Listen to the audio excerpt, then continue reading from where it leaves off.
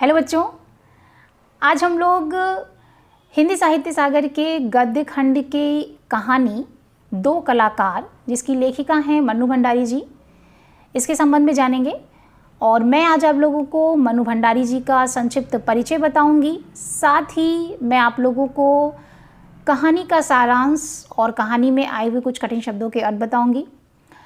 इसके अतिरिक्त आपके दो प्रश्न, कहानी का उद्देश्य और कहानी के शीर्षक की सार्थकता, इन दोनों ही प्रश्नों के उत्तर आपको किस ढंग से लिखने हैं इसके संबंध में बताऊंगी। ठीक है, तो क्लास स्टार्ट करते हैं बच्चों। हम लोग सबसे पहले जानते हैं मन्नू भंडारी जी के संबंध में थोड़ी सी जानकारी। ठीक है, मन्नू भंडारी जी हिंदी साहित्य की नई कहानी आंदोलन की प्रमुख हस्ताक्षर हैं, यानी प्रारंभिक लेखिका हैं और हिंदी साहित्य में इनका काफ़ी नाम है।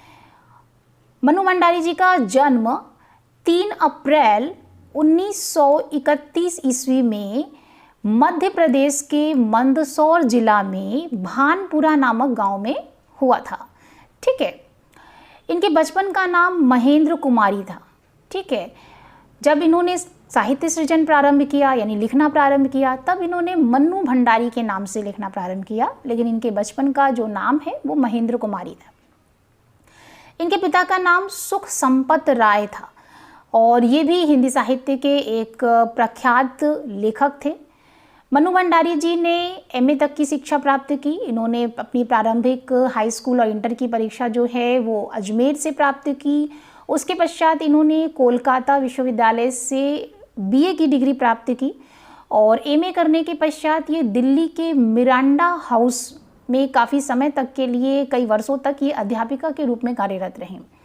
ठीक है, और उसके पश्चात ये विक्रमशिला विश्वविद्यालय उज्जैन में प्रेमचंद सृजन पीठ की अध्यक्षा भी काफ़ी समय तक के लिए रहीं।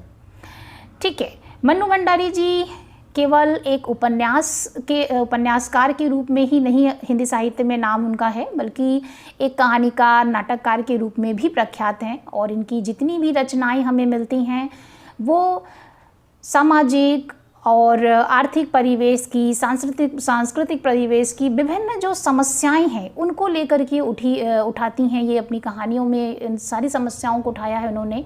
और मन्नू भंडारी जी को नारी मन का कुशल चित्रकार भी कहा जाता है, क्योंकि इनकी जितनी भी रचनाएं हमें देखने को मिलती हैं उसमें हमें नारी मन का, उनकी भावनाओं का, उनके भीतर उठने वाले जो विकार हैं उन सब का बहुत ही स्वाभाविक चित्रण ये करती हैं। इसीलिए इन्हें नारी मन की कुशल चित्रकार कहा जाता है।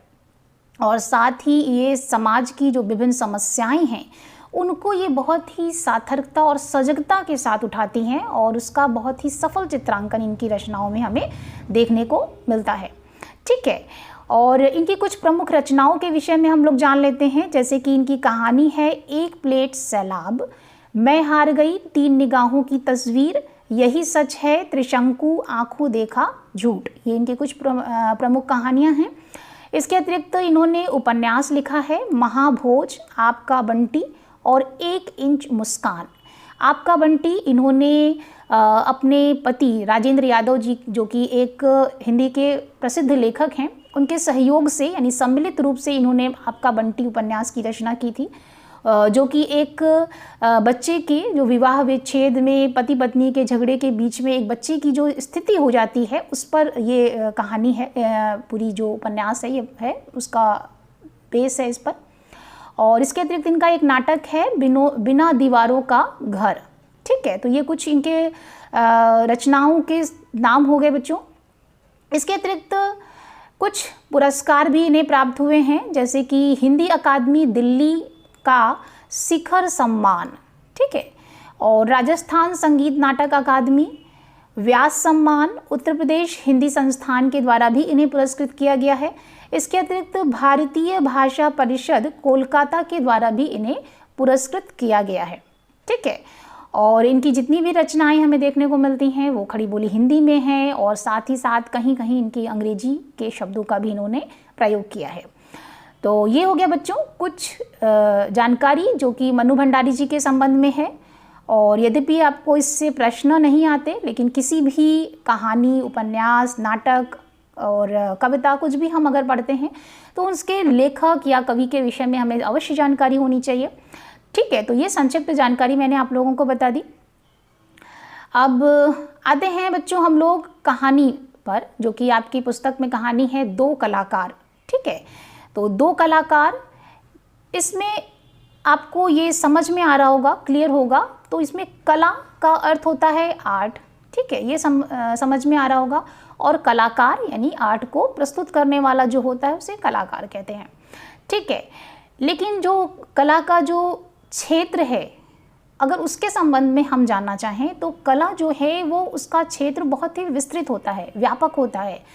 क्योंकि कला सिर्फ एक जगह तक सीमित नहीं रहती है, बल्कि कला का जो क्षेत्र है वो व्यापक है, विस्तृत है। जैसे कि संगीत कला, पाक कला, नृत्य कला, स्थापत्य कला, मूर्ति कला, चित्रकला। ठीक है, तो जीवन जीने की कला, आर्ट ऑफ लिविंग, इस तरह की बहुत सारी कला है। यानी कला का अर्थ होता है किसी भी कार्य की जो प्रस्तुति है वो बहुत ही सुंदर ढंग से की जाए। ठीक है, तो उसे कहते हैं कला, और उसे प्रस्तुत करने वाले को कलाकार कहते हैं। ठीक है, ये बात समझ में आ गई बच्चों आप लोगों को। तो कला का जो स्वरूप है वो बहुत ही, उसका जो क्षेत्र है, प्रस्तुत करने का जो ढंग है वो एक कलाकार करता है। और जितने ही सुंदर ढंग से उस कला को वो प्रस्तुत करता है वो कलाकार उतना ही श्रेष्ठ होता है। ठीक है, तो ये विभिन्न क्षेत्र हो गए। तो यहाँ पर दो कलाकारों का जिक्र किया गया है इस कहानी में, और दोनों ही कलाकार जो हैं वो अपने अपने क्षेत्र में माहिर हैं। यानी अपने अपने अलग अलग जो भी उनका क्षेत्र है कला का, उसमें माहिर हैं, निपुण हैं। और इसके जो दो मेन कैरेक्टर हैं वो है चित्रा और दूसरी है अरुणा। ये दोनों ही जो है ये मुख्य कलाकार हैं, इस कहानी के मुख्य पात्र हैं, और इनके ही आसपास पूरी कहानी जो है वो घूमती है। ठीक है, तो थोड़ा सा हम लोग इसकी कहानी का जो सारांश है उसके संबंध में जान लेते हैं। तो चित्रा और अरुणा ये दोनों ही जो हैं वो बहुत ही अच्छी फ्रेंड हैं, बहुत ही अच्छी दोस्त हैं, सहेलियां हैं। और ये दोनों ही पढ़ाई के लिए अपने घर से बाहर रहती हैं और हॉस्टल के एक ही कमरे में रहती हैं। ठीक है, तो कहानी का प्रारंभ भी हॉस्टल के कमरे से ही होता है। तो इसी के संबंध में है कहानी। दोनों ही, चित्रा जो है वो बहुत ही अच्छी चित्रकार है, यानी बहुत अच्छी स्केच बनाती है, पेंटिंग बनाती है। और अरुणा जो है वो एक समाज सेविका है।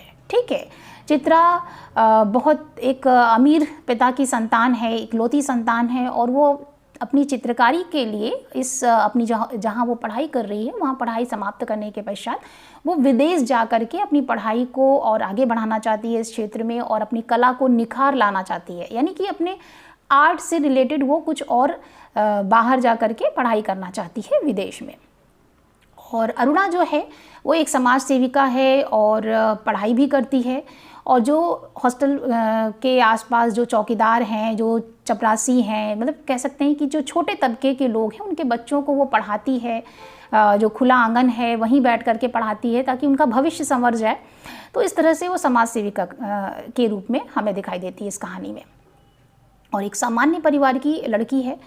दोनों ही लेकिन भले ही अलग अलग विचारों की हैं, कह सकते हैं। यहाँ पर चित्रा जो है वो अरुणा की जो समाज सेवा है उससे सहमत नहीं है, क्योंकि वो बार बार कहती है कि ये तुम क्या बेकार की निरर्थक की चीज़ें करती रहती हो।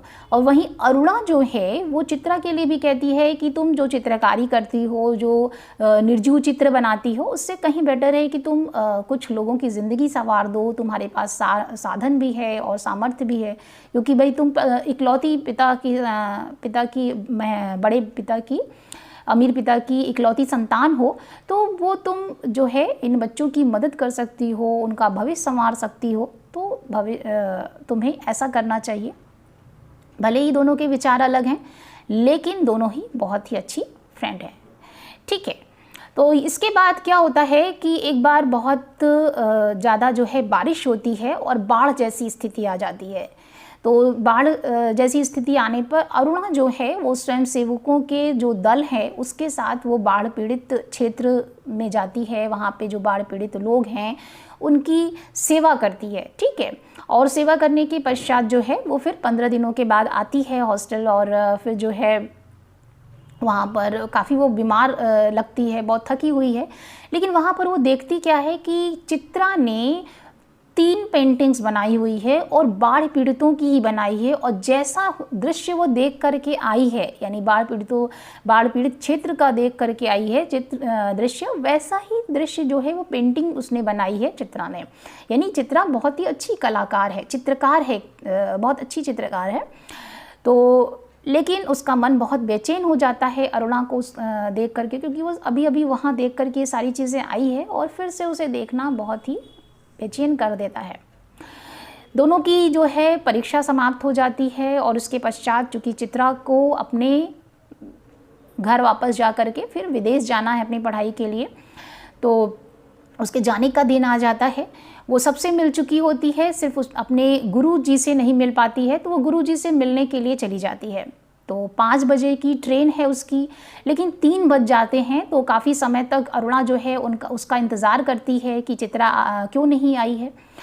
तो अचानक से फिर चित्रा उसी समय आती है। तो जब अरुणा चित्रा से ये पूछती है कि तुम्हें देर क्यों हो गई, तो चित्रा बताती है कि गर्ग स्टोर के पास जो भिखारिन बैठती थी वो मर गई है, और उसके दोनों जो बच्चे हैं वो उससे चिपक करके रो रहे हैं, और उस दृश्य को देख करके ही वो वहाँ पर रुक गई थी उसका एक रफ स्केच बनाने के लिए, ठीक है, इसीलिए उसको देर हो गई।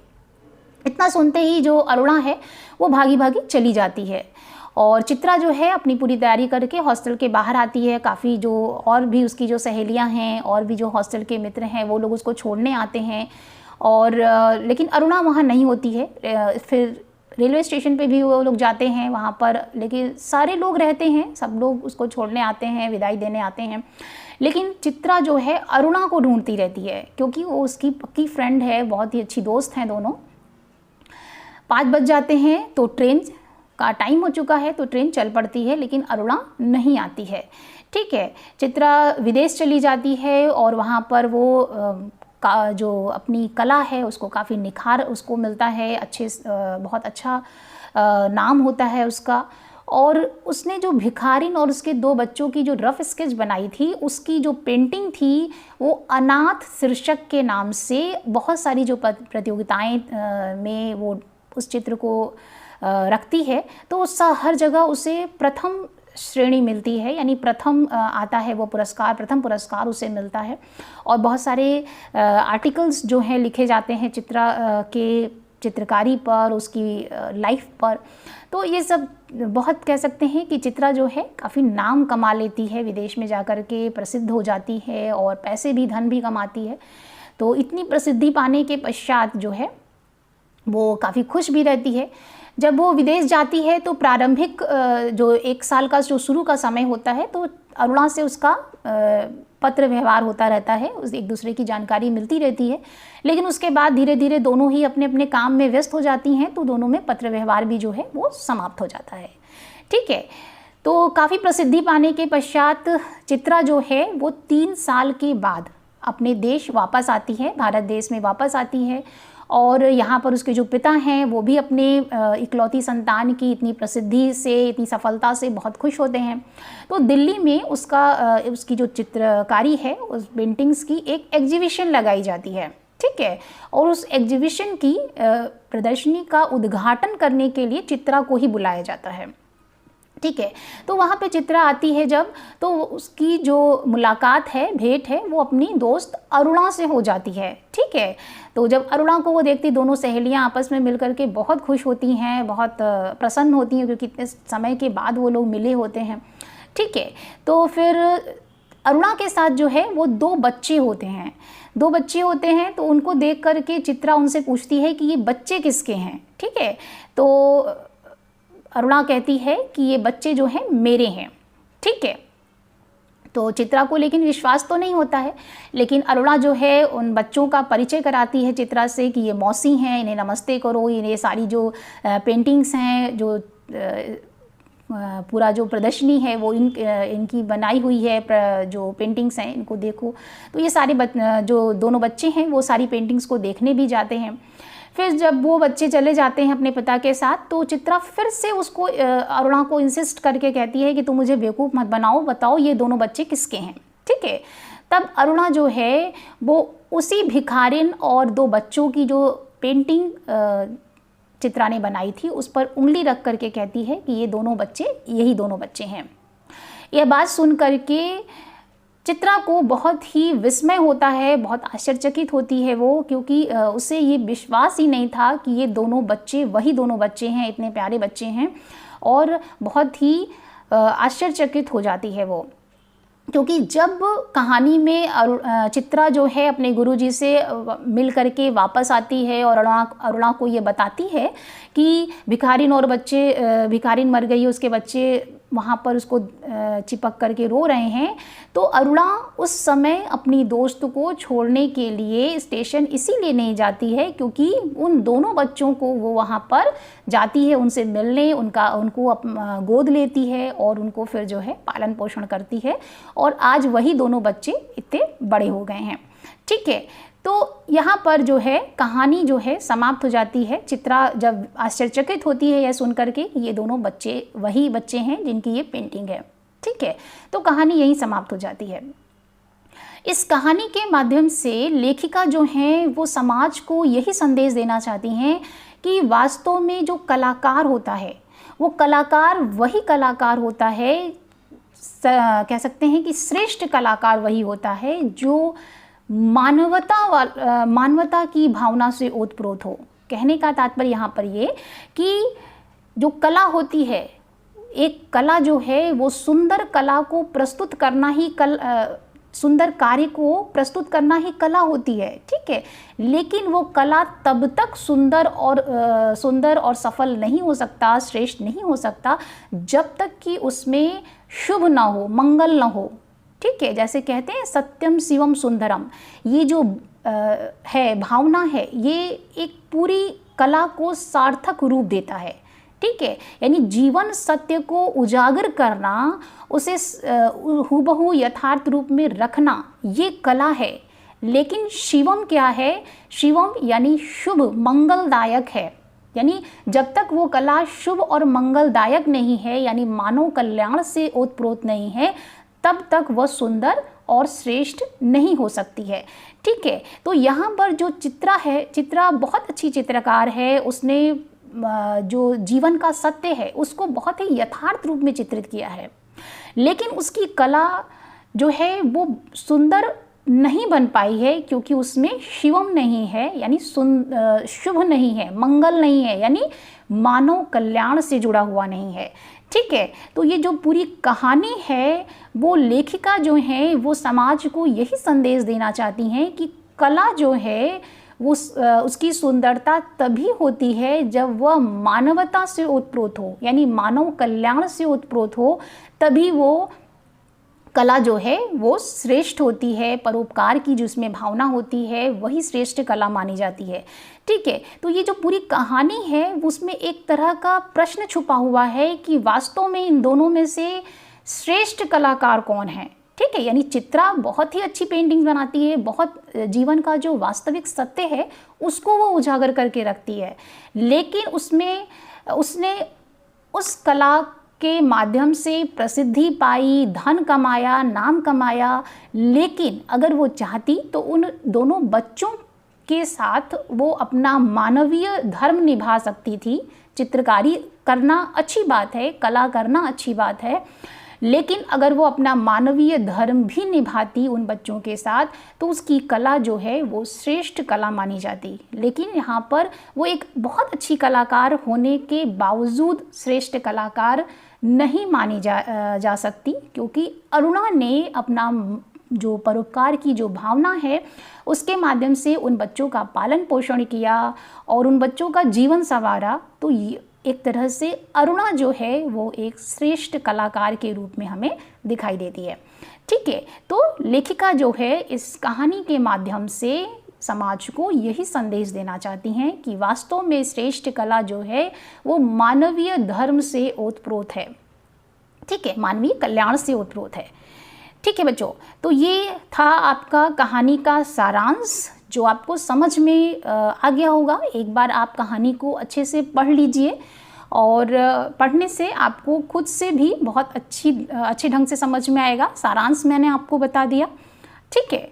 अब हम लोग थोड़ा सा कहानी में जो कठिन शब्द हैं उनके अर्थ मैं आपको बता देती हूँ, ताकि जब आप कहानी पढ़िए तो उसमें कठिन शब्दों के अर्थ आपको आते रहेंगे, तो आपको प्रॉब्लम नहीं होगी कहानी को समझने में, ठीक है।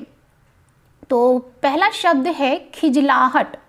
खिजलाहट का अर्थ होता है खीज, यानी इरिटेशन होना, इरिटेट हो जाना। किसी चीज़ को बार बार जब कहा जाता है तो वो हो गया खीज, ठीक है। उलटफेर, उलटफेर का अर्थ होता है गड़बड़।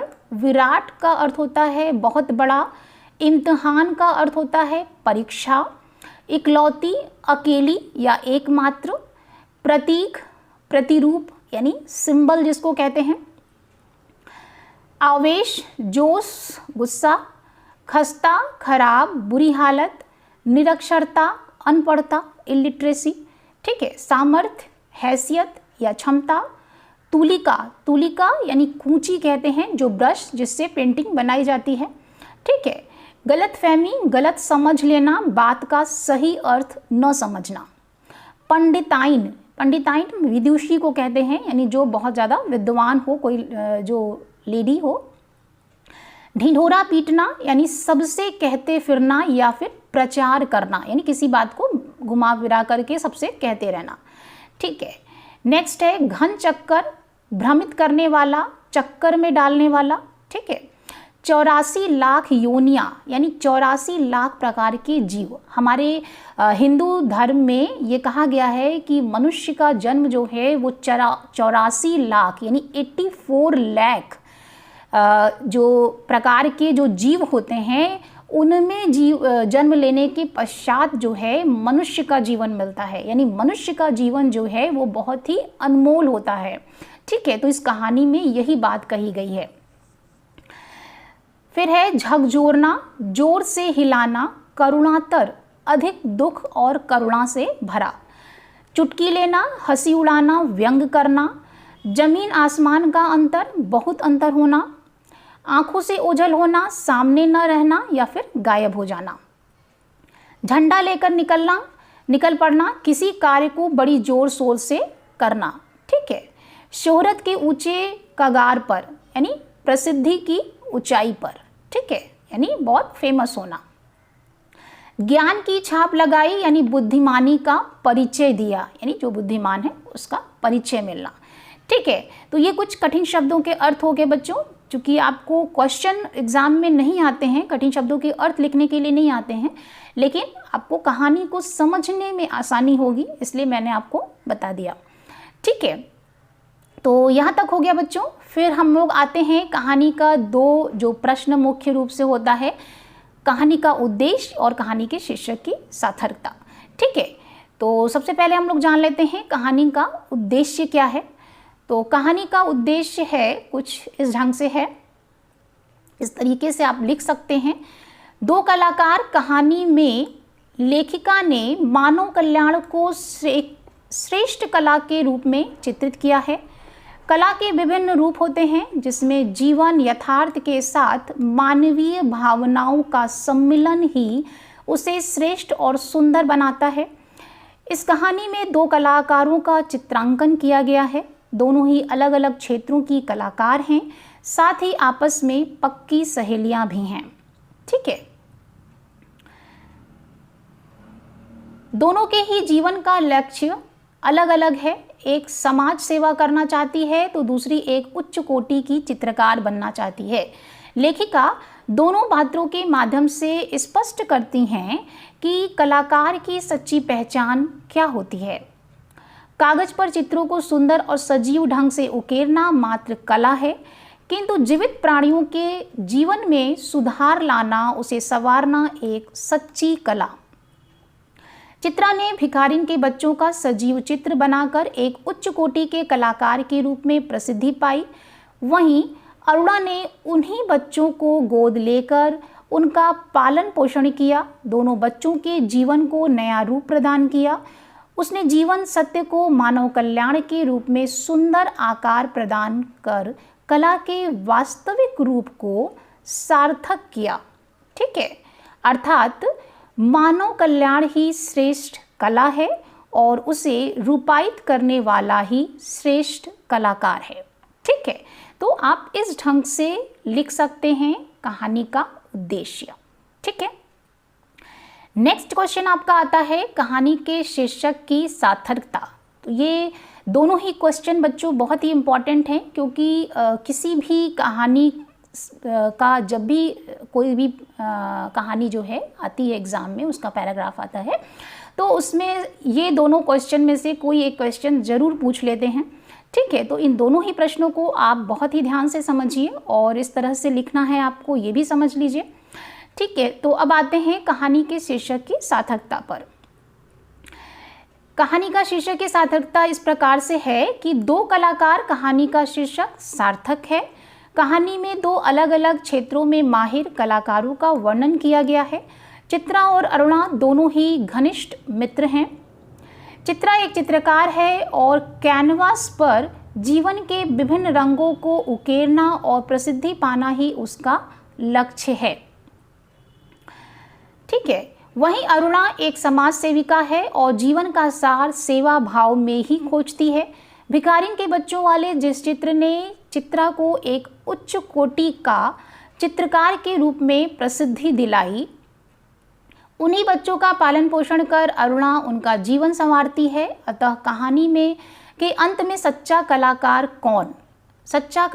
कौन, ये प्रश्न उभर कर सामने आता है। एक जिसने जीवन के सत्य को कैनवास पर सार्थक किया, या दूसरा जिसने जीवन को ही सार्थक किया। ठीक है, सार्थक और सुंदर बनाया। ठीक है, इस प्रकार दोनों ही कलाकार मिलकर कहानी के शीर्षक को सार्थक बनाते हैं। ठीक है, तो ये कहानी के जो सार्थकता है, शीर्षक की सार्थकता, वो आप इस ढंग से लिख सकते हैं। ठीक है, तो यहाँ तक आपकी समझ में आ गया बच्चों। अब मैं आप लोगों को कहानी से रिलेटेड कुछ पॉइंट्स बता देती हूँ, ताकि आपको जब कहानी एक बार अच्छे से पढ़ लीजिए तो उसके जो मेन पॉइंट्स हैं उसको या तो आप अपनी बुक में ही अंडरलाइन कर लीजिए और या फिर आप कहीं नोट कर लीजिए। उससे क्या होगा कि आप जब लास्ट में आप फिर से एक बार रिवीजन कर रहे हैं तो आपको फिर से कहानी पढ़ने की आवश्यकता नहीं होगी, क्योंकि इम्पॉर्टेंट पॉइंट्स अगर आपने पढ़ लिए हैं तो सारी चीज़ें आपको रिकॉल हो जाएंगी।